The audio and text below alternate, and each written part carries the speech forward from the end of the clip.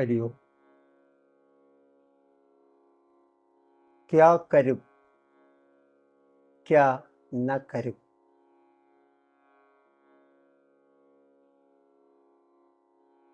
എന്ത് ചെയ്യണം, എന്ത് ചെയ്യരുത്? നമ്മൾ നമ്മളോട് ഒരു വട്ടമല്ല പലവട്ടം ആവർത്തിച്ച് ആവർത്തിച്ച് ചോദിക്കുന്ന ഒരു ചോദ്യം. അതാണ് ഇന്നത്തെ നമ്മുടെ ദോഹ ക്യാ കരും. ഇഷ ഫൗണ്ടേഷൻ്റെ ഭജനിൽ വരുന്ന ഒരു കവിതയാണ്, ശരിക്കും സംഗീതമൊഴുകുന്ന അനുഭവമൊഴുകുന്ന ഒരു കവിതയാണ് ക്യാ കരും. നമ്മൾ പൂർണ്ണമായി ഭൗതികതയിൽ നിൽക്കുന്നു എന്ന് സങ്കല്പിക്കുക.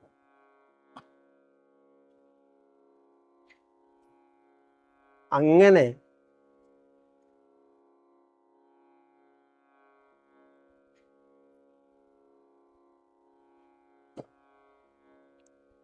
നമ്മൾ പൂർണ്ണമായി ഭൗതികതയിൽ നിൽക്കുന്നു എന്ന് സങ്കല്പിക്കുക. നമ്മളിൽ ഉണ്ടാകുന്ന ചോദ്യങ്ങൾക്കനുസരിച്ച് ഈ ഭൗതികതയ്ക്കും ആത്മീയതയ്ക്കും, ഇത് രണ്ടും നമ്മൾ വേർതിരിക്കുന്നതാണെന്ന് മറക്കാതിരിക്കുക, ഈ പാലത്തിലേക്ക് കടക്കും. ആ പാലത്തിലേക്ക് കടക്കുന്നതിന് മുമ്പ് നമ്മൾ ചോദിക്കും ക്യാ കരും, ഞാൻ എന്ത് ചെയ്യും, ഞാൻ എന്ത് ചെയ്യണം, ഞാൻ എന്ത് ചെയ്യരുത്? ചോദ്യങ്ങൾക്ക് കൃത്യമായ ഒരു ഉത്തരം നമുക്ക് ലഭിച്ചേ പറ്റൂ. കാരണം ഏതു മനുഷ്യന്, അവൻ എത്ര ധനവാനായിക്കോട്ടെ, അവൻ എത്ര പണ്ഡിതനായിക്കോട്ടെ, പാമരനായിക്കോട്ടെ, അവൻ്റെ ജീവിതത്തിൽ ഒരു പ്രാവശ്യമെങ്കിലും അവൻ ഈ ചോദ്യം ചോദിച്ചിരിക്കും. എന്തുകൊണ്ടാണ്? മറ്റൊരു ജീവിക്കുമില്ലാത്ത പ്രത്യേകതയാണ് ഭഗവാൻ നമുക്ക് തന്നിരിക്കുന്നത്. നമ്മുടെ തലച്ചോറിൽ ബുദ്ധി എന്ന ആശയം ഭഗവാൻ തന്നത് എന്തിന്? അതിൻ്റെ ഉപയോഗം നാം എങ്ങനെ നടത്തണം?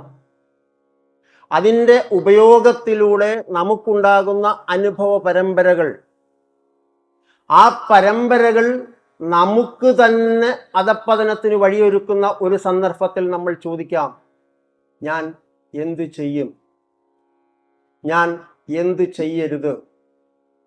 ജീവിതത്തിൽ ഉണ്ടാകുന്ന ഏറ്റവും ദുർഘടമായ ഒരു പ്രതിസന്ധിയിൽ നമ്മൾ ഈ ചോദ്യം വീണ്ടും ആവർത്തിക്കും. യോഗമായയുടെ പ്രഭാവം മൂലം ആ സമയം കുറേ കാലഗതിക്കനുസരിച്ച് മാറിയാൽ നമ്മളത് വീണ്ടും മറക്കും. വീണ്ടും മറ്റൊരു പ്രതിസന്ധി വേണ്ടി വരും നമുക്ക് ഈ ചോദ്യം ഉന്നയിക്കാൻ. എന്നാൽ നിയോഗത്തിനപ്പുറം മറ്റൊന്നും ഒരു ജീവിയുടെയും ഒരു ചരാചരത്തിൻ്റെയും ജീവിതത്തിൽ സംഭവിക്കുന്നില്ല എന്നുള്ളത് കൊണ്ട് എഴുതപ്പെട്ടതുപോലെ ഈ ചോദ്യങ്ങൾക്കുത്തരം നമുക്കെവിടെ നിന്നെങ്കിലും ലഭിക്കും. നമ്മളെ പൂർണ്ണമായി തൃപ്തയാക്കുന്ന ആ ഉത്തരം നമുക്ക് ലഭിക്കും. ആ ഉത്തരത്തിന് നമ്മൾ കൊടുക്കുന്ന പേരാണ് ഗുരു. അതിലൂടെ നമ്മൾ ചരിക്കുമ്പോൾ നമുക്ക് കിട്ടുന്ന പേരാണ് ഗുരുത്വമുള്ളവൻ. അങ്ങനെ മഹാഗുരുത്വത്തോടുകൂടി നടന്നു നീങ്ങി ഈ ജീവിതം എന്താണെന്ന് അനുഭവിച്ചറിഞ്ഞ് അക്കരെ കണ്ടവൻ തിരിഞ്ഞു നിന്ന് നിങ്ങളോട് ചോദിക്കുകയാണ്, ഇനി ക്യാ കരും, ക്യാ ന കരും? ഈ പ്രതിസന്ധി ഉടലെടുക്കുമ്പോൾ ആ പ്രതിസന്ധിയെ തരണം ചെയ്യുവാൻ നേരത്തെ പറഞ്ഞ ഭവസാഗരത്തിൽ നിന്ന് ഇപ്പുറത്ത് കടക്കണമെങ്കിൽ നമുക്കൊരു പാലം ആവശ്യമാണ്. ആ പാലത്തെ നമ്മൾ ഗുരുവെന്ന് വിളിച്ചോളൂ, മറ്റെന്തെങ്കിലും വിളിച്ചോളൂ, അധ്യാപകൻ എന്ന് വിളിച്ചോളൂ. കാരണം എല്ലാ ചരാചരങ്ങളും പരസ്പരം ഗുരുത്വത്തിലാണ്. സയൻസ് പറയുന്നത് പോലെ നമ്മൾ ഇവിടെ ഇരിക്കുന്നത് പോലും ആ ഗുരുത്വത്തിന്റെ ബലത്തിലാണ്. അപ്പോ ക്യാ കരും ക്യാ ന കരും, ഇത് തീരുന്നിടം വരെ എങ്കിലും സ്വയം നമ്മൾ ഈ ചോദ്യം ചോദിച്ചുകൊണ്ടേയിരിക്കണം. ക്യാ കരും ക്യാ ന കരും, യേ ആപ്ത ഹർ ബാർ ഹൈ. എന്തു ചെയ്യണം, എന്തു ചെയ്യരുത്, ഈ ധർമ്മസങ്കടം, ഈ പ്രതിസന്ധി എപ്പോഴും നമ്മുടെ കൂടെ ഉണ്ട്, എല്ലായ്പ്പോഴും നമ്മുടെ കൂടെ ഉണ്ട്. ഏക് തരഫ് ഹേ ഘർ മേര, ഒരു വശത്ത് എനിക്ക് എൻ്റെ കുടുംബം, ഏക് തരഫ് ഗുരു കാ ദ്വാർ ഹെ, ഒരു സൈഡിൽ മറുവശത്ത് ഗുരുവിൻ്റെ കവാടം. ഇത് രണ്ടിനുമിടയിൽ നമ്മൾ അങ്ങനെ നിൽക്കുകയാണ്. അങ്ങനെ നിൽക്കുമ്പോൾ ഘർ മേ മേരാ ഘർ മേ കോൻ കോൻ ഹെ, പിതാ ഹെ, മാതാ ഹെ, റിഷിദാർ ഹെ, ബന്ധുക്കളുണ്ട്, സുഹൃത്തുക്കളുണ്ട്, സഹപ്രവർത്തകരുണ്ട്, അച്ഛനുണ്ട്, അമ്മയുണ്ട്. ആരൊക്കെയാണവർ? നമ്മുടെ മമതാ ബന്ധത്തിന്റെ മൂർത്തി രൂപങ്ങളാണവർ. മമതാ ബന്ധം എന്ന് പറഞ്ഞാൽ എവിടെയാണോ നമ്മൾ പോകേണ്ടത് ആ പോക്കിന് തടസ്സമായി നമ്മളെ പിന്നിലേക്ക് വലിക്കുന്നതാണ് മമത.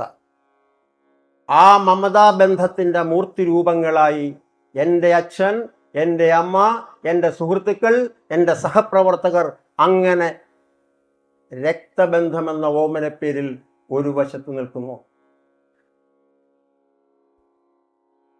ഘർ മേ മേരാ ഹേ പിതാ, മാതാ ഹേ ബന്ധു ഓർ സഖ.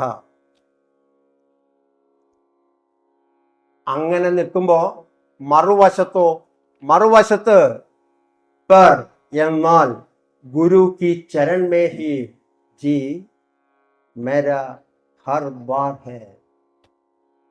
എൻ്റെ മനസ്സ് മുഴുവൻ, ഞാൻ മുഴുവനായി, പൂർണ്ണമായി ഞാൻ എൻ്റെ ഗുരുവിന് സമർപ്പിക്കപ്പെട്ടതാകുന്നു.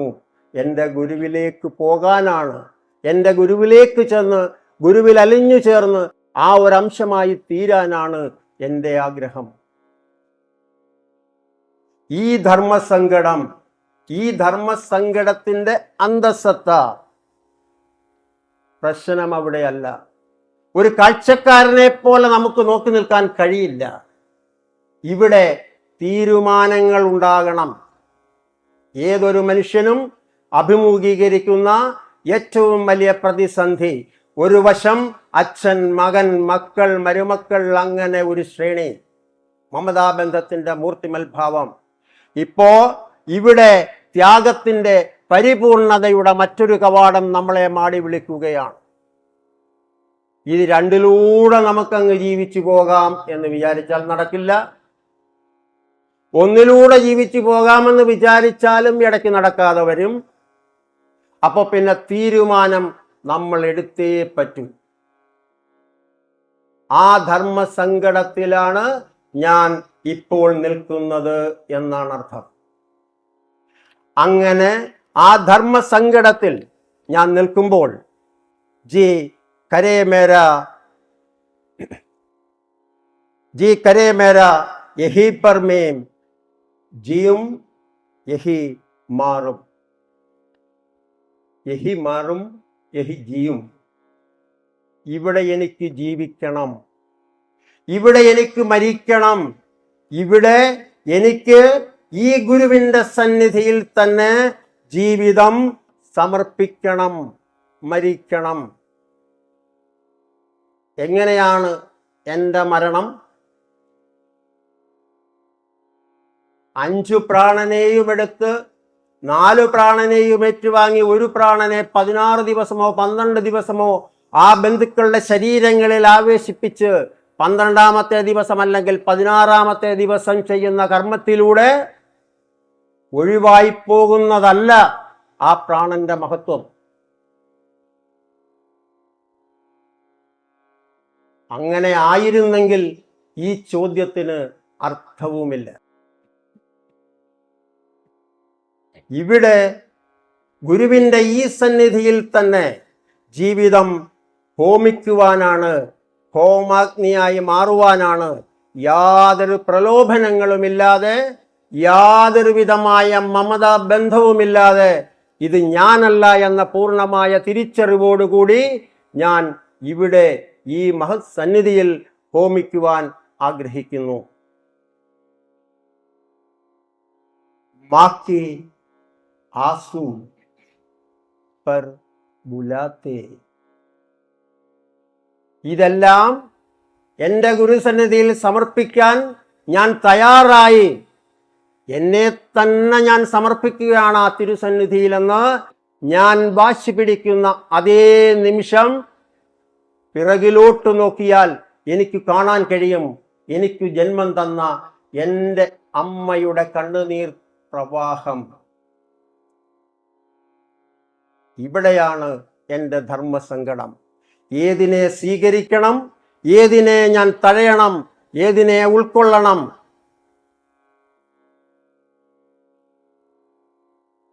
അമ്മ, അമ്മ എന്നാൽ ജന്മം തന്നവൾ എന്നർത്ഥം. ഈ നിൽക്കുന്നതിന് കാരണക്കാരിയാണവൾ എന്ന് നമ്മൾ തിരിച്ചറിയുമ്പോൾ നമ്മളുടെ കാലുകൾ പിറകിലേക്ക് ചലിച്ചേക്കാം.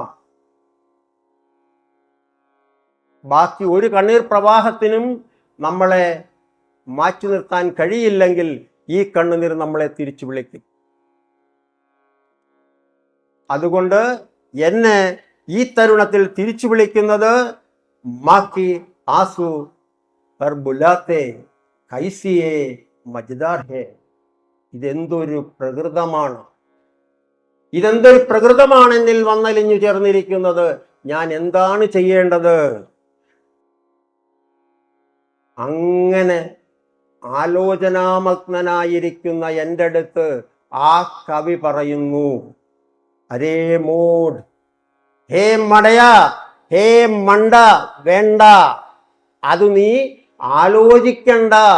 ഹേ മോഡ്, അരേ മോഡ് മത്, ക്യോം ഹേ തൂ യു ഉൽച്ചാര ഹേ. ഇങ്ങനെ എന്തിനു വേണ്ടി, എന്തുകൊണ്ടാണ് നീ ഈ ചിന്തകളുടെ കൂമ്പാരമെടുത്ത് നിന്റെ തലയിൽ വെച്ച് ഇതെനിക്ക് വലിയ ഭാരമാണ് എന്ന് പറഞ്ഞുകൊണ്ട് എന്തിനാണ് നീ നിന്റെ ജീവിതം പാഴാക്കുന്നത്? ഇത്രയും വലിയ പരസ്പര വിരുദ്ധത നിന്റെ മുമ്പിൽ നിൽക്കുമ്പോൾ നിന്റെ ഉള്ളിൽ നിന്ന് അറിഞ്ഞുള്ള ഒരു ചോദ്യവും അതിനുള്ള ഉത്തരവും തരാൻ ആളുണ്ടെങ്കിൽ എന്തുകൊണ്ട് ആ ഉത്തരം നീ സ്വീകരിക്കുന്നില്ല മഹാമൂഢ എന്നാണ് ചോദ്യം. ആ കവി എൻ്റെ അടുത്ത് ഇങ്ങനെ ചോദിക്കുന്നു, എടാ വിഡ്ഢി, നീ എന്തിനാണ് ഇങ്ങനെ കുഴങ്ങുന്നത്? ജബ് ഗുരു ഹേ തേര സംഗ്, ജബ് ഗുരു ഹേ തേര സംഗ്. അങ്ങനെയാണെങ്കിൽ അബ് ക്യാ ഹേ ഘർ, ക്യാ ക്യാ ദ്വാർ ഹേ. അങ്ങനെയാണെങ്കിൽ, എങ്ങനെയാണെങ്കിൽ ഗുരു നിന്റെ കൂടെയുണ്ട് എങ്കിൽ നേരത്തെ പറഞ്ഞ നിന്റെ വ്യക്തിത്വത്തെയല്ല, അസ്തിത്വത്തെ പൂർണ്ണമായി ഉൾക്കൊള്ളുന്ന, എന്താണ് വ്യക്തിത്വവും അസ്തിത്വവും തമ്മിലുള്ള വ്യത്യാസം? ഞാൻ എൻ്റെ ഇതൊഴിച്ചാൽ ഇത് ചുമന്നു നടക്കുന്നവൻ വ്യക്തി, ഇത് കളഞ്ഞാൽ അസ്തിത്വം. വ്യക്തിത്വമില്ലാത്ത പരമമായ ആ അസ്തിത്വം എന്നിലും നിന്നിലുമുള്ള ആ അസ്തിത്വത്തെ കണ്ടുപിടിക്കുന്ന ആ അപൂർവമായ മുഹൂർത്തം. അങ്ങനെയുള്ള ആ മുഹൂർത്തത്തിൽ ഗുരു കൂടെയുണ്ട് എന്ന് നമുക്ക് തോന്നിയാൽ, നമുക്ക് ഫീൽ ചെയ്യുന്നുണ്ട് എങ്കിൽ, അനുനിമിഷം അദ്ദേഹത്തിന്റെ പ്രസൻസ് നമുക്ക് ഫീൽ ചെയ്യുന്നുണ്ട് എങ്കിൽ, പിന്നെ തബ് ക്യാ ഹേ ഘർ, എന്തു വീട്, എന്തു വീട്, എന്ത് കവാടം, ഏത് കവാടം. ഹേ ഹർ തരഫ് ഗുരു കാ ഹി ഘർ. അല്ലെങ്കിലോ എന്തു വീട്, എന്ത് നാട്, എന്ത് കവാടം എന്ന് ചോദിക്കുന്ന അതേ ഞാൻ ഈ ചോദ്യം ഇങ്ങനെ ചോദിച്ചാൽ മതി. എല്ലാം ആ കവാടങ്ങളാണ്. ഞാൻ കാണുന്നതെല്ലാം ആ കവാടങ്ങളാണ്. ഞാൻ താമസിക്കുന്നതെല്ലാം ആ വീടുകളാണ്. ആ വീടുകളല്ല എങ്കിൽ മറ്റൊരു വീട് ഇവിടെ ഇല്ല എന്ന് പൂർണ്ണമായി നാം അറിയുന്ന മഹാനിമിഷം. അല്ലെങ്കിൽ ഞാൻ കടന്നു വന്നതെല്ലാം ഞാനായി സൃഷ്ടിക്കാത്ത, എന്നേ സൃഷ്ടിച്ച് എനിക്ക് വേണ്ടി വച്ചിരിക്കുന്ന ആ മഹാകവാടങ്ങളിലൂടെയാണ് എന്ന് തിരിച്ചറിയുന്ന ആ പരമമായ മുഹൂർത്തം. ആ സത്യത്തിൽ ഈ ലോകം മുഴുവൻ ആ കവാടങ്ങളെയുള്ളൂ, ആ വീടുകളെ ഉള്ളൂ. അതാണ്. അങ്ങനെയാണെങ്കിൽ ഞാൻ എന്തിന് എൻ്റെ ബന്ധുക്കളെ ഉപേക്ഷിക്കണം? ഞാൻ എന്തിനെൻ്റെ ബന്ധുക്കളെ ഉപേക്ഷിക്കണം? എൻ്റെ ഗുരുവിനെ സ്വീകരിക്കാനായി ഞാൻ എന്തിനെൻ്റെ ബന്ധുക്കളെ ഉപേക്ഷിക്കണം? എവിടെയാണ് പ്രശ്നം? എൻ്റെ മകൻ, എൻ്റെ മകൾ, എൻ്റെ അമ്മ, ഞാൻ, എൻ്റെ വീട്. ആദ്യത്തെ ഭാഗം മുഴുവൻ വെട്ടിമാറ്റി നോക്കണം. മകൻ, ഈ ലോകത്തിൽ കാണുന്നതെല്ലാം, പുല്ലിംഗമായി വരുന്നതെല്ലാം എൻ്റെ മകനാണ്. സ്ത്രീലിംഗമായി വരുന്നതെല്ലാം എൻ്റെ അമ്മയാണ്. സ്ത്രീലിംഗമായി വരുന്നതെല്ലാം എൻ്റെ മകളാണ്. അങ്ങനെ നമ്മൾ വിചാരിച്ചാൽ ആരെയാണ് ഉപേക്ഷിക്കേണ്ടത്? അല്ലെങ്കിൽ ആരെ ഉപേക്ഷിക്കുന്നു?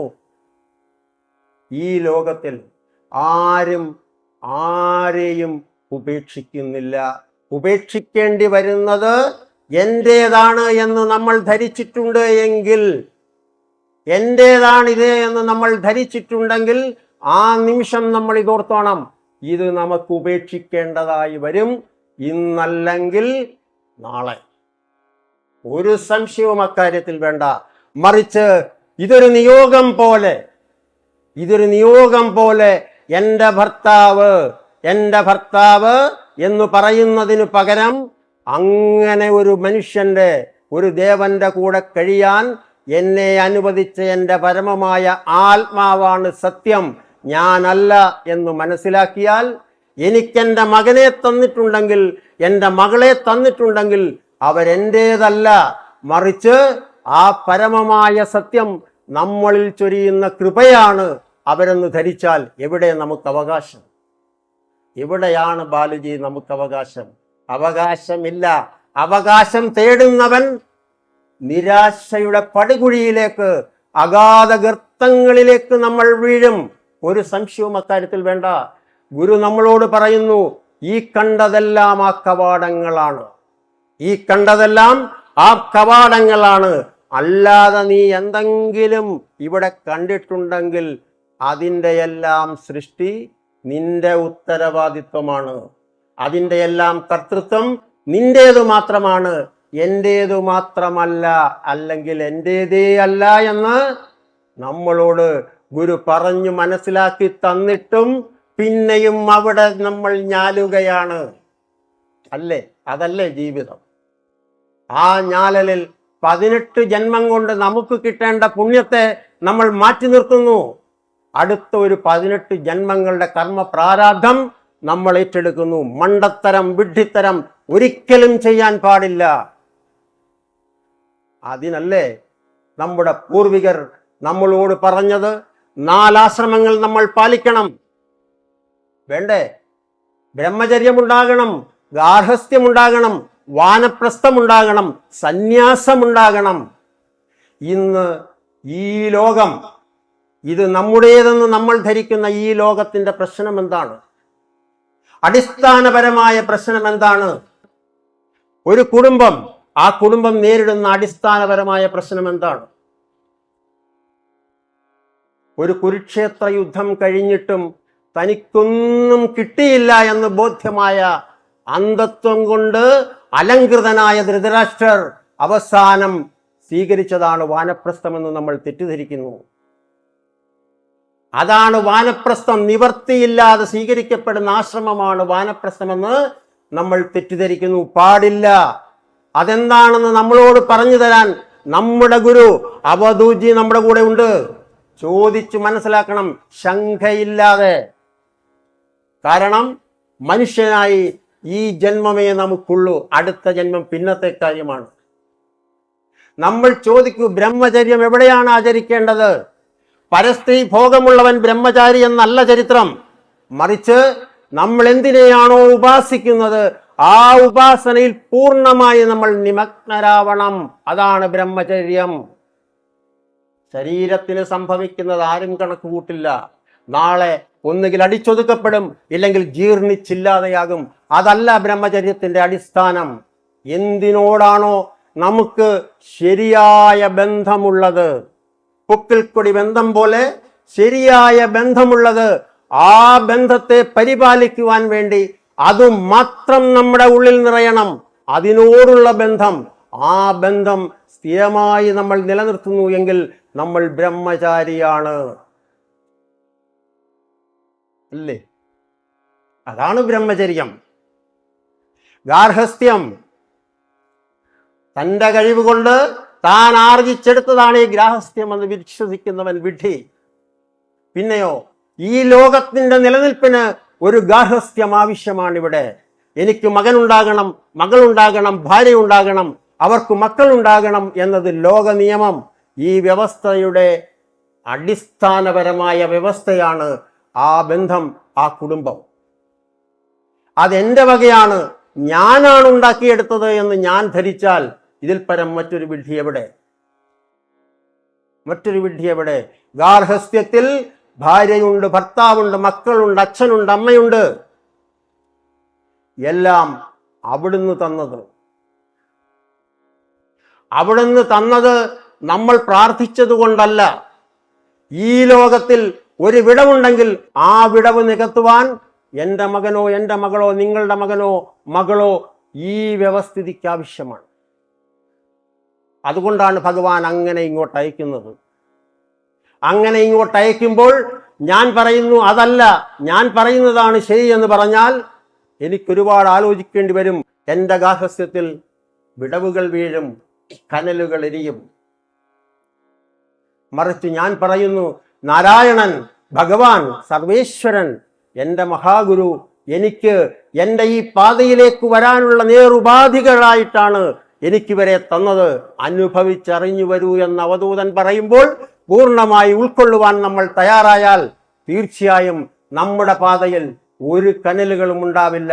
പത്മപാദർക്ക് എങ്ങനെയാണോ പൊൻ താമര വിരിയിച്ചു കൊടുത്തത് അതേപോലെ ഈ ഭവനദിയുടെ മുകളിൽ കൂടി നമുക്ക് നടന്ന് ഗുരുവിന്റെ പാദങ്ങളിലേക്ക് എത്താം. ഗാർഹസ്ഥ്യം ഒരാളുടെ വകയല്ല. ഇത് കനിഞ്ഞരുളി എല്ലാവരും കൂടി നടത്തിക്കൊണ്ടുപോകുന്ന ഒരു വ്യവസ്ഥിതി മാത്രമാണ്. ആ വ്യവസ്ഥിതിയിൽ എനിക്ക് സമയമുള്ളപ്പോൾ ഞാൻ എൻ്റെ റോൾ അഭിനയിക്കുന്നു. സമയം കഴിഞ്ഞാൽ ഒരു ധൃതരാഷ്ട്രരാകാതെ, ഒരു ഗാന്ധാരിയാകാതെ. അങ്ങനെയല്ലേ ഗാന്ധാരി ചെയ്തത് എന്താണ്? തൻ്റെ പതിക്ക് അന്ധതയാണ് എന്ന് ബോധ്യമായപ്പോൾ ആ സ്ത്രീ ചെയ്തത് എന്താണ്? ഒരു പീറക്കഷ്ണം തുണി കെട്ടി അന്ധത സ്വയം വരിച്ചു. ഭഗവാൻ അവരോട് പറഞ്ഞു, നിന്റെ ഭർത്താവിന് കാഴ്ചയില്ല, അന്ധനായ അവന് കാഴ്ച കൊടുക്കേണ്ട ഉത്തരവാദിത്വം നിനക്കാണ് എന്ന് ഭഗവാൻ പറഞ്ഞപ്പോൾ അത് കേൾക്കാതെ അന്ധത സ്വയം വരിച്ച് പാതിവൃത്യത്തിന്റെ അഹങ്കാരം ഏറ്റെടുത്തപ്പോൾ ഒരാളല്ല, ജീവിച്ചിരുന്നവരിൽ എണ്ണപ്പെട്ടവർ മാത്രം അവശേഷിപ്പിച്ചുകൊണ്ട് കുരുക്ഷേത്ര യുദ്ധം നടന്നു. ഇവിടെ ആർക്കാണ് നേട്ടമുണ്ടായത്? രാജ്യം കിട്ടിയ പാണ്ഡവന് നേട്ടമുണ്ടായില്ല. അവൻ ഒരിക്കലും സംതൃപ്തനായിരുന്നില്ല. അവസാനം പരീക്ഷത്തിന്റെ കയ്യിൽ നിന്നും ജീവൻ നിലനിർത്തുവാൻ സാക്ഷാൽ ഭഗവാൻ ഇറങ്ങി വരേണ്ടി വന്നു. ഇല്ലെങ്കിൽ തീർത്തു കളഞ്ഞനെ അതും കൂടി. അതാണ് നിയമം, അതാണ് ഗാർഹസ്ഥ്യം. ഇനി നമുക്ക് വാനപ്രസ്ഥം വേണം. എന്താണ് വാനപ്രസ്ഥം?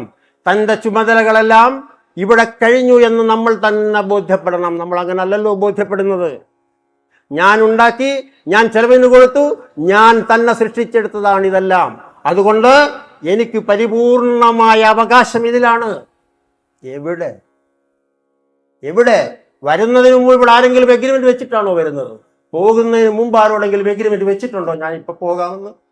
നമുക്കൊരു കാര്യവുമില്ലാത്തൊരു കാര്യം അതിൽ നമ്മൾ അള്ളിപ്പിടിച്ച് കിടക്കുമ്പോൾ നമ്മൾ ഓർത്തിരിക്കണം, നമുക്ക് പോകേണ്ട പാതയുടെ ദൂരം കൂടുകയാണ്. വാനപ്രസ്ഥം സ്വയം സ്വീകരിക്കണം.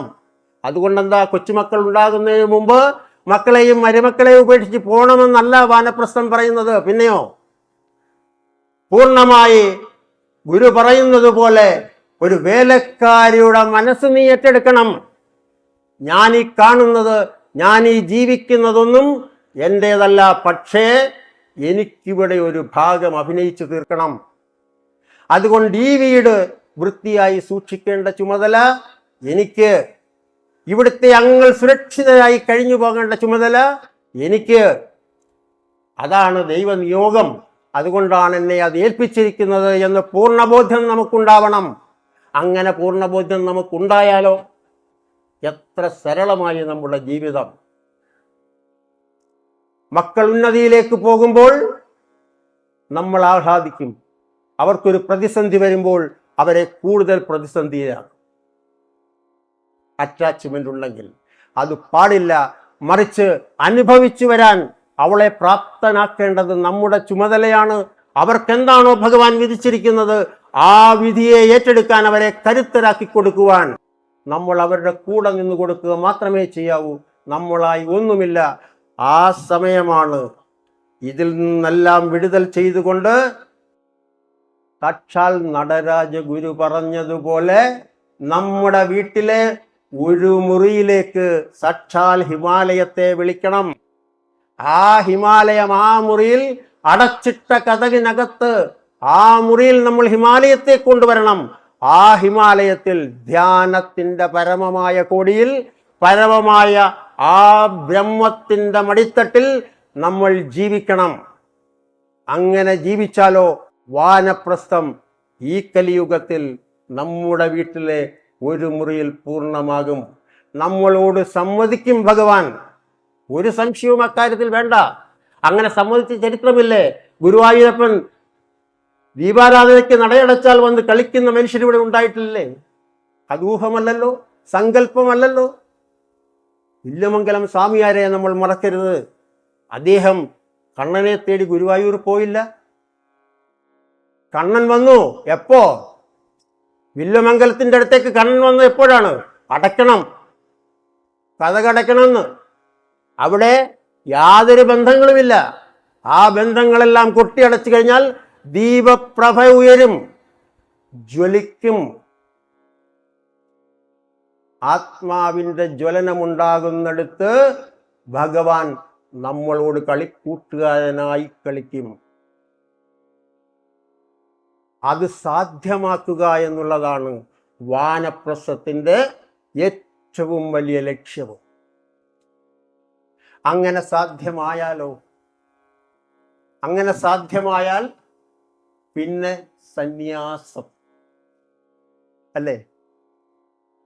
സന്യാസത്തിൽ എന്തുണ്ട്? എന്തെങ്കിലും ഉണ്ടോ? സുഖമായി ഒരിടത്ത് അങ്ങനെ കഴിഞ്ഞുകൂടാ. ആര് പോയാലും ആര് വന്നാലും ഇതൊന്നും എനിക്കല്ല എന്ന പൂർണ്ണമായ ബോധ്യമുണ്ടാകുമ്പോൾ ഈ സമൂഹത്തിൽ എന്ത് സുനാമി നടന്നാലും അതൊന്നും നമ്മളെ ബാധിക്കില്ല. ഒന്നും. നമ്മൾ സാധാരണ കർഷകനായി കപ്പ നട്ടുകൊണ്ടേയിരിക്കും, ചീനി നട്ടുകൊണ്ടേയിരിക്കും, ചീനിയുടെ വിളവെടുക്കും. ഇതല്ലാതെ മറ്റൊന്നും പിന്നെ സംഭവിക്കില്ല. ആ പരമമായ സത്യത്തിൽ നമ്മൾ അങ്ങനെ ലയിച്ച് ഒരു സന്യാസിയായി മാറും. ആദ്യം പറഞ്ഞ ക്യാക്കരും ക്യാനാക്കരും എന്തിനാണ്? അപ്പൊ തീർച്ചയായിട്ടും നമ്മളിത് കണ്ടിട്ടുണ്ട് ഇല്ലേ? സാക്ഷാൽ വിവേകാനന്ദ സ്വാമികൾ രാമകൃഷ്ണ ഭഗവാന്റെ തൃപ്പാദങ്ങളിൽ ശരണം പ്രാപിച്ചു. എനിക്ക് വേണം അങ്ങേ, അങ്ങയിൽ ഞാൻ പൂർണ്ണമായി ശരണാഗതി അടയുന്നു എന്ന് പറഞ്ഞ വിവേകാനന്ദൻ ചോദിക്കേണ്ടി വന്നു, ക്യാ കരും ക്യാ നാ കരും. എന്തുകൊണ്ട്? നേരത്തെ പറഞ്ഞ വീടവിടെയും ഉണ്ടായിരുന്നു. അച്ഛൻ മരിച്ചുപോയ വിധവയായ അമ്മ, 3 4 സഹോദരിമാർ. ആ വിധവയായ അമ്മയുടെ കണ്ണുനീരിന് മുമ്പിൽ വിവേകാനന്ദ സ്വാമികൾ നരേന്ദ്രൻ പല പ്രാവശ്യം ആലോചിച്ചു, എങ്ങോട്ട് എൻ്റെ യാത്ര? അത് കേട്ട് അത് കണ്ട് ഞാൻ തിരിച്ചു പോകണമോ, അതോ ആ കവാടം എനിക്ക് വേണ്ടി തുറന്നിരിക്കുന്നു? നിഷ്കാമ കർമ്മത്തിന്റെ പരമമായ ഉദാഹരണമായി ആ തിരുസന്നിധി തനിക്ക് വേണ്ടി തുറന്നു നിൽക്കുന്നു, ഞാൻ എങ്ങോട്ട് പോകണം? വിവേകാനന്ദ സ്വാമികൾ മറ്റൊന്നും ചെയ്തില്ല, കണ്ണടച്ചങ്ങനെ ഇരുന്നു. അപ്പൊ പറഞ്ഞു, പോരെ, ഇതാണ് സത്യം. വിവേകാനന്ദ സ്വാമികൾ ആ മഹാഗുരുവിന്റെ, ആ പരമഹംസരുടെ പാദത്തിലേക്ക് പോകാൻ സംശയിച്ചില്ല. അദ്ദേഹം നടന്നു നീങ്ങി ആ പാദത്തിലേക്ക് അലിഞ്ഞു ചേർന്നു. എന്തൊരു ദുഷ്ടനായ മനുഷ്യൻ! സ്വന്തം അമ്മയെയും 3 പെൺമക്കളെയും ഉപേക്ഷിച്ചു പോയ നിഷ്ഠുരൻ. കേട്ടിട്ടുണ്ടോ എവിടെങ്കിലും? ആരെങ്കിലും പറഞ്ഞു നമ്മൾ കേട്ടിട്ടുണ്ടോ? ഇല്ല, കേൾക്കില്ല. കാരണം ഞാൻ എൻ്റെ ഗതിയെ തേടി പോകുമ്പോൾ എൻ്റെ ഗുരുവിൻ്റെ പ്രാർത്ഥനാപൂർവമായ നിർദ്ദേശങ്ങൾക്കനുസരിച്ച് അതിലും സമർപ്പണ ഭാവത്തോടുകൂടി ഞാൻ എൻ്റെ ഗുരുപദം പണിയുമ്പോൾ ഇവിടെ ഗുരു ഒരു ഉത്തരവാദിത്വം ഏറ്റെടുക്കുന്നു. ഈ കണ്ണുനീർ തുടയ്ക്കുവാൻ, ഈ സഹോദരിമാരെ അവരുടേതായ നിലകളിലെത്തിക്കുവാൻ ഗുരു പല ഭാവങ്ങൾ, പല രൂപങ്ങൾ. ഇതിനെക്കുറിച്ച് ബോധ്യമില്ലാത്തവനാണെങ്കിൽ അവൻ നരേന്ദ്രനായി അവശേഷിക്കും ജന്മത്തിൽ. വിവേകാനന്ദനാകാൻ പറ്റില്ല, വിവേകത്തിൽ ആനന്ദം കൊള്ളാൻ പറ്റില്ല. അതുകൊണ്ട് സംശയം വേണ്ട, ഈ ചോദ്യത്തിന് പോലും അർത്ഥമില്ല. ക്യാ കരും ക്യാ ന കരും. ഇന്നും ലോകം വിവേകാനന്ദ സ്വാമികളുടെ പാദങ്ങളിൽ ശരണം പ്രാപിക്കുന്നുണ്ടെങ്കിൽ അതിൻ്റെ അർത്ഥം അദ്ദേഹം എടുത്ത തീരുമാനം ശരിയായിരുന്നു. എൻ്റേതെന്ന് ഞാൻ ധരിച്ചതിനെയൊക്കെ എൻ്റെ ഗുരുവിനെ ഏൽപ്പിച്ചുകൊണ്ട് ആ പാദങ്ങളിലേക്ക് ഞാൻ സമർപ്പണം ചെയ്യുമ്പോൾ ഉത്തരവാദിത്വം ഗുരുവിലേക്കും കർത്തൃത്വം ഗുരുവിലേക്കും ഞാനായി ആ ഗുരുവിലേക്കും സമർപ്പിക്കപ്പെടും. കുരുക്ഷേത്രത്തിൽ സാക്ഷാൽ പാർത്ഥൻ എന്ന് പറയുമ്പോൾ ഭഗവാന്റെ സന്തത സഹചാരിത്വം ഈ കലിയുഗത്തിൽ അനുഭവിക്കാൻ യോഗ്യനായ വ്യക്തി അതായിരുന്നു പാർത്ഥൻ. എന്നിട്ട് പോലും കുരുക്ഷേത്ര യുദ്ധത്തിൽ നടുക്ക് നിന്ന് കേണില്ലേ, ഞാൻ എന്താണ് ചെയ്യേണ്ടത്, ക്യാ കരും ക്യാ നാ കരും ചോദിച്ചില്ലേ? ഭഗവാന് ഉത്തരമുണ്ടായിരുന്നു. അത് കേൾക്കാൻ മറ്റൊരു ചെവി കൂടി പാർത്ഥൻ ഏറ്റെടുത്തു. ആ ചെവിയിലൂടെ തൻ്റെ ഗുരുവായിരിക്കുന്ന ഭഗവാൻ പറഞ്ഞതെല്ലാം കേട്ടു. അവസാനം പറഞ്ഞില്ലേ, ഞാൻ തന്നെയാണ് കൊല്ലുന്നത്, ഞാൻ തന്നെയാണ് ഇവിടെ നിൽക്കുന്നതും അവിടെ നിൽക്കുന്നതും, ഞാൻ തന്നെയാണ് ചെയ്യുന്നതും, ഞാൻ തന്നെയാണ് ചാവുന്നതും എന്ന് പൂർണ്ണ ബോധ്യമാക്കി കൊടുത്തു ഭഗവാൻ. പാർത്ഥന് മനസ്സിലായി, ഇതെല്ലാം നാടകം, എനിക്കിതിൽ യാതൊരു റോളും ഇല്ല. ഞാൻ ചെയ്തില്ലെങ്കിൽ ഭഗവാൻ ചെയ്യും. അങ്ങനെയാണെങ്കിൽ എനിക്ക് വിധിക്കപ്പെട്ട കർമ്മം ഞാൻ തന്നെ ചെയ്യണം, മറ്റൊരാളും വരില്ല കൂടെ. ഒരു സംശയം അക്കാര്യത്തിൽ വരില്ല. അതുകൊണ്ടാണ് പറയുന്നത് 6 അടി മണ്ണ് വരെയാണ് ഭാര്യയുടെ സ്ഥാനം, 6 അടി മണ്ണ് വരെയാണ് ബന്ധുത്വത്തിന്റെ സ്ഥാനം എന്ന് പറയുന്നതിന്റെ അർത്ഥം അതാണ്. നമ്മൾ ചെയ്യാനുള്ളത് കൃത്യമായി നമ്മൾ ചെയ്യണം. അങ്ങനെ ചെയ്താൽ പാർത്ഥനെ കൂട്ട് അധർമ്മങ്ങളുടെ, മമതയുടെ എല്ലാ തലകളും എയ്ത് കളയാൻ നമുക്ക് കഴിയും. മാത്രമല്ല, സമയമാകുമ്പോൾ നമ്മുടെ പഞ്ചേന്ദ്രിയങ്ങളാകുന്ന പാണ്ഡവരെയും കൂടി ഏറ്റെടുത്തുകൊണ്ട് നമുക്ക് ആ യാത്ര തുടങ്ങേണ്ടി വരും എന്നും കൂടി നമുക്ക് ബോധ്യമാകും. ഭാരതയുദ്ധം, കുരുക്ഷേത്ര യുദ്ധം, ധർമ്മയുദ്ധം ഇവിടെ ഉണ്ടായിട്ടുണ്ടെങ്കിൽ ആ യുദ്ധം നടന്നത് ഈ പഞ്ചേന്ദ്രിയങ്ങളും അതിനു പുറത്തു നിൽക്കുന്ന 101 പേരുമായിട്ടാണ് എന്ന ധാരണ നമ്മുടെ ഉള്ളിൽ ഉറച്ചാൽ ഒരു സംശയവും വേണ്ട, ആ പഞ്ചേന്ദ്രിയങ്ങളും നമ്മൾ മാറ്റിവെക്കും. കാണുന്നതൊന്നും നമ്മൾ കാണില്ല, കേൾക്കുന്നതൊന്നും നമ്മൾ കേൾക്കില്ല. കേൾക്കേണ്ടതെല്ലാം കേട്ടു തുടങ്ങുന്ന, കാണുന്നതെല്ലാം കണ്ടു തുടങ്ങുന്ന ആ വലിയ ഇന്ദ്രിയം നമുക്ക് തുറന്നു കിട്ടും. അങ്ങനെ തുറന്നു കിട്ടിയാൽ നമുക്ക് പിന്നെ ഒന്നും ചെയ്യേണ്ട ഗായത്രി ടീച്ചറെ, സുഖമായിട്ടിരിക്കാന്നേ. അതുകൊണ്ട് എന്തു വേണമെന്ന് ചോദിച്ചാൽ ഈ ചോദ്യങ്ങൾക്ക് പ്രസക്തിയില്ല. ക്യാ കരും ക്യാ നാ കരും, എന്തു ചെയ്യണം, എന്താണ് ചെയ്യേണ്ടത് എന്ന ചോദ്യത്തിന് നമ്മുടെ ജീവിതത്തിൽ ഒരു പ്രസക്തിയുമില്ല. പിന്നെയുള്ള പ്രസക്തി അനുഭവിച്ചറിഞ്ഞവന്റെ പാദം പിന്തുടരാനുള്ള സെൽഫിഷ്നെസ് മാറ്റിവെച്ച്, സ്വാർത്ഥത മാറ്റിവെച്ച് അവന്റെ പാദങ്ങൾ പിന്തുടരാനുള്ള ഒരേ ഒരു തീരുമാനം. ആ തീരുമാനം പോലും നമ്മുടേതല്ല എന്ന തിരിച്ചറിവാണ് ശരിയായ തിരിച്ചറിവ്.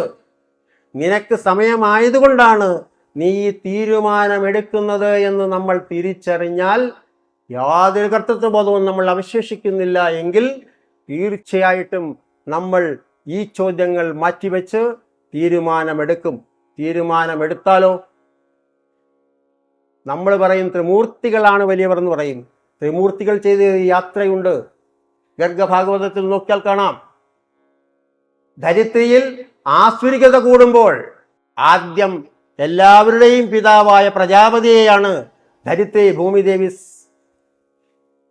കേണപേക്ഷിക്കാൻ വേണ്ടി എത്തുന്നത്. അദ്ദേഹം പറഞ്ഞു, എനിക്കിതിനകത്തിൽ ഒരു പാർട്ടുമില്ല, ജനിപ്പിച്ചു വിട്ടാൽ എൻ്റെ ഡിപ്പാർട്ട്മെന്റ് കഴിഞ്ഞു, അതുകൊണ്ട് എനിക്കൊന്നും ചെയ്യാൻ പറ്റില്ല. ഒരു കാര്യം ചെയ്യാം, സംരക്ഷണം നമ്മുടെ പാലാഴിവാസനല്ലേ, നമുക്ക് അങ്ങോട്ട് പോകാം. അങ്ങോട്ട് പോയപ്പോൾ അദ്ദേഹം പറഞ്ഞു, എനിക്ക് സംരക്ഷിക്കാനേ കഴിയൂ, ഇവരെ ഒന്നും നിഗ്രഹിക്കാൻ കഴിയില്ല. എന്നാൽ പിന്നെ സംഹാരമൂർത്തിയായ മഹാദേവന്റെ അടുത്തേക്ക് പോകാം. അവിടെ ചെന്നാൻ പറഞ്ഞു, എനിക്ക് സംഹരിക്കാനല്ലേ കഴിയൂ, നിലനിൽക്കുന്നതെല്ലാം നിലനിൽക്കുന്നുണ്ട്, ഒരു ഭാവത്തിൽ അല്ലെങ്കിൽ മറ്റൊരു ഭാവത്തിൽ അതിവിടെ നിലനിൽക്കുന്നുണ്ട്, ഇതൊരു പ്രക്രിയ മാത്രമാണ് എൻ്റെ. എന്നാൽ നമുക്കൊരു കാര്യം ചെയ്യാം. 3 പേർ കൂടെ ഭഗവാൻ വിഷ്ണുവിനോട് ചോദിച്ചതനുസരിച്ച് അദ്ദേഹത്തോട് പറഞ്ഞു, അങ്ങയ്ക്ക് മാത്രമേ ഒരു പരിഹാരം ഇതിൽ കാണാൻ പറ്റൂ. കാരണം എന്താണ്? മറ്റു 2 പേരുടെയും കൂടെ അല്ല, സമചിത്തതയോടുകൂടി കർമ്മബോധത്തോടുകൂടി തീരുമാനമെടുക്കുന്ന തിരു അവതാരമാണ് മഹാവിഷ്ണുവിൻ്റേത്. അദ്ദേഹത്തോട് പറഞ്ഞു, അങ്ങ് തന്നെ തീരുമാനമെടുക്കണം. അപ്പൊ പറഞ്ഞു, അങ്ങനെയാണെങ്കിൽ നമുക്കൊരു വഴിയുണ്ട്. നമ്മുടെ വൈകുണ്ഠത്തിന്റെ മുകളിൽ ഈശാനുകോണിലായിട്ടൊരു ചെറിയ ഹോളുണ്ട്. എങ്ങനെ ഉണ്ടായതാണ്?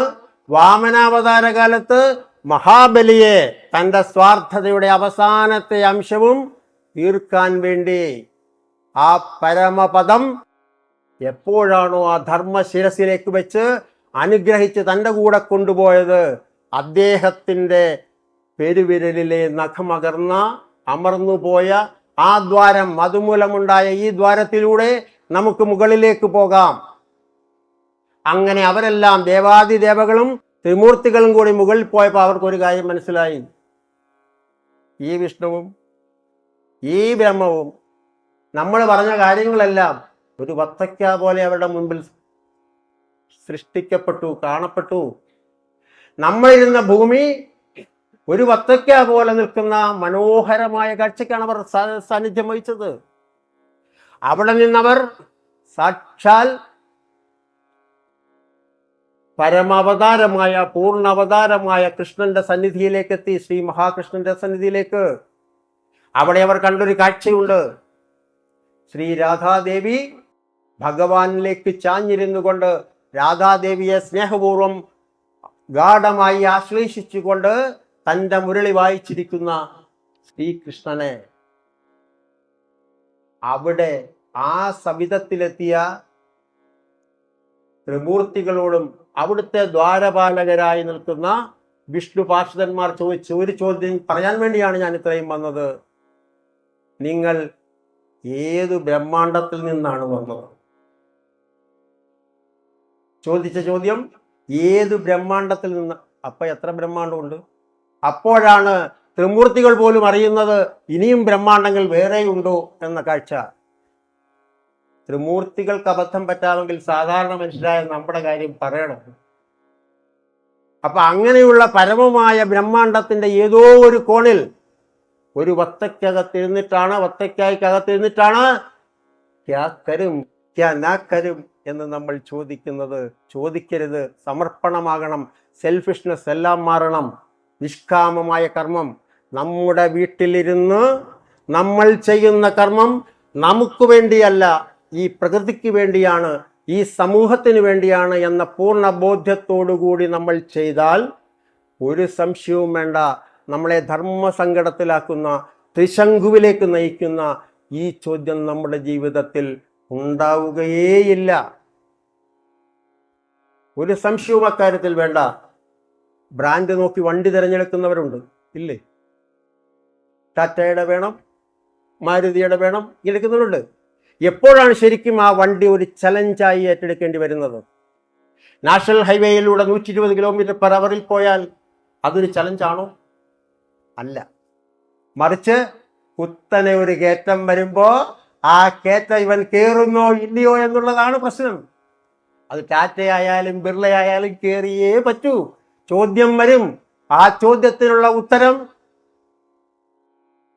പോകുന്ന ഈ കയറ്റത്തിന് മുമ്പിൽ നോക്കി നിൽക്കാതെ നിശ്ചലരായി നോക്കി നിൽക്കേണ്ട അവസ്ഥ നമുക്ക് വരരുതേ എങ്കിൽ, ഈ പ്രാരാബ്ധ കർമ്മ ഹിമാലയത്തിന് മുമ്പിൽ നമ്മൾ ചകിതരായി നിൽക്കേണ്ട അവസ്ഥ വരരുതേ എങ്കിൽ, ഗുരു നമ്മളെ മാടി വിളിക്കുമ്പോൾ അവധൂതന്റെ മഹാശിക്ഷണത്തിലേക്ക് നമ്മൾ ഇറങ്ങിച്ചെല്ലണം. സംശയിക്കരുത്. നമ്മൾ എത്ര വലിയ ഉദ്യോഗസ്ഥരായാലും കണ്ടിട്ടില്ലേ പിന്നെ വന്ന് സത്സംഗം പറയുന്നത്? എത്ര വലിയ DGP ആയാലും താഴെ വരും, സത്സംഗം പറയും ഒരു സമയം കഴിയുമ്പോൾ. അതിനൊന്നും വിട കൊടുക്കാതെ തന്ന ജീവിതകാലത്തിൽ ഏറ്റവും ആദ്യം തന്നെ ആ പരമപദങ്ങളിലേക്ക് ശരണാഗതി അടഞ്ഞുകൊണ്ട് നമ്മൾ നമ്മുടേതായ ഈ ചോദ്യങ്ങളെല്ലാം മാറ്റിവെച്ച് അവിടുന്ന് കിട്ടുന്ന വിശിഷ്ടമായ നിർദ്ദേശങ്ങളിലേക്ക് മുഴുകി നമ്മൾ അതായിത്തീർന്നാൽ, യാതൊരു വിധമായ സ്വാർത്ഥ ലാഭേച്ഛകളുമില്ലാതെ അതായിത്തീർന്നാൽ ഒരു സംശയവും വേണ്ട, ഈ ജീവിതത്തിൽ നമ്മളെ വെല്ലാൻ ഒരാളുണ്ടാകില്ല. അത് നമ്മുടെ ഗുണമല്ല എന്നുകൂടി നമ്മൾ മനസ്സിലാക്കിയാൽ തീർച്ചയായിട്ടും ഏറ്റവും സന്തോഷകരമായ ജീവിതം 18 ജന്മങ്ങൾ കൂടി ജന്മപുണ്യങ്ങളായി നമുക്ക് കിട്ടുന്ന ഈ മനുഷ്യജന്മം തന്നെയാകും എന്നുള്ള കാര്യത്തിൽ യാതൊരു സംശയവുമില്ല. അങ്ങനെയുള്ള പരമമായ ഒരു അന്വേഷണത്തിലാണ് മഹാഭാഗ്യം പോലെ ഇവിടെ ഈ മീറ്റ് മീ മെഡിറ്റേഷൻ സെന്ററിൽ നമുക്ക് എത്തിച്ചേരാൻ കഴിഞ്ഞത്.